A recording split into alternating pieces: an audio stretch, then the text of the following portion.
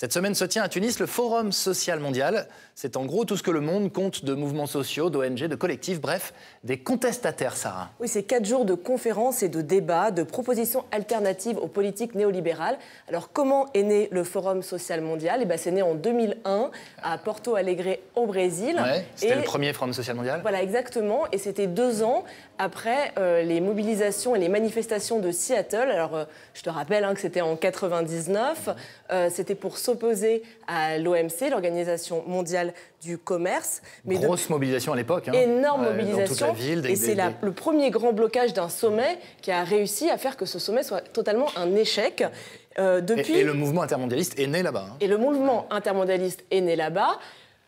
Ça a pris, ça a monté, tout ça. Et puis, au bout d'un moment, on n'en a plus trop entendu parler des intermondialistes jusqu'à la semaine dernière, où alors là, ils ont fait une action très, très musclée. C'était à Francfort, le jour de l'inauguration du nouveau siège de la BCE, la Banque Centrale Européenne.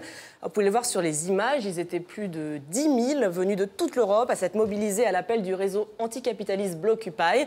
Alors Blockupy, c'est un réseau qui compte dans ses rangs l'organisation Attac ou le parti grec Syriza. Une mobilisation forte et même violente. Il y a eu des voitures brûlées, des vitres cassées, menée pour dénoncer la politique d'austérité de la BCE, mais aussi pour dénoncer le coût faramineux de ce nouveau building, 1,2 milliard d'euros.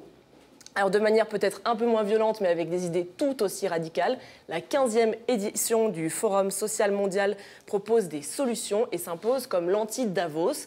Alors je rappelle ce que c'est Davos, c'est le forum économique mondial où se réunissent tous les grands dirigeants du monde entier, planète, voilà. Et aussi tous les politiques pour discuter entre riches des problèmes qui occupent le reste de la planète. Là, au Forum social mondial, ce sont les vrais acteurs de la lutte antilibérale qui se retrouvent pour préparer les combats de demain. Il s'agit de préparer les luttes à venir. Exactement. Ok, je te propose justement de retrouver à Tunis le directeur exécutif de ce Forum social mondial, Alaa Talbi.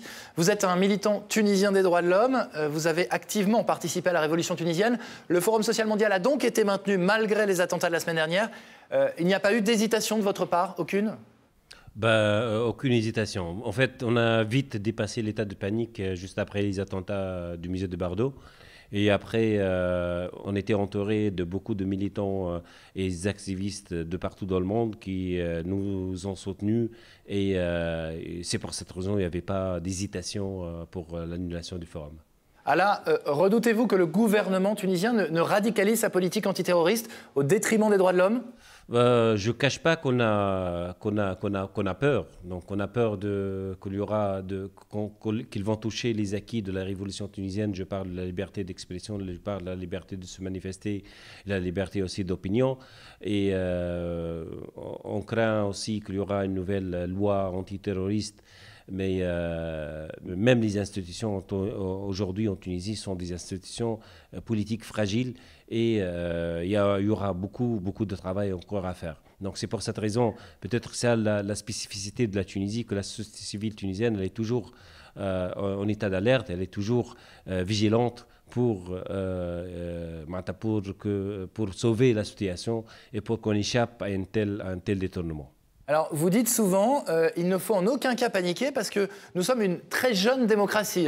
Oui, il ne faut pas se paniquer parce que la transition démocratique, en Tunisie, c'est une démocratie naissante et récente.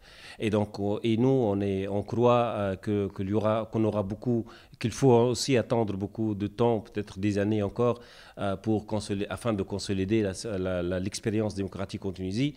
Et pour cette raison, ni l'attentat de Bardo, ni les mesures peut-être sécuritaires que le gouvernement va entamer ne vont pas toucher aux acquis de la révolution et ne vont pas laisser la population tunisienne recule en matière de droits de l'homme. Comment se sont passés ces premiers jours du Forum social mondial en termes de mobilisation? Comment ça se passe? Le fait qu'on est encore au bureau, c'est-à-dire que la mobilisation elle est énorme.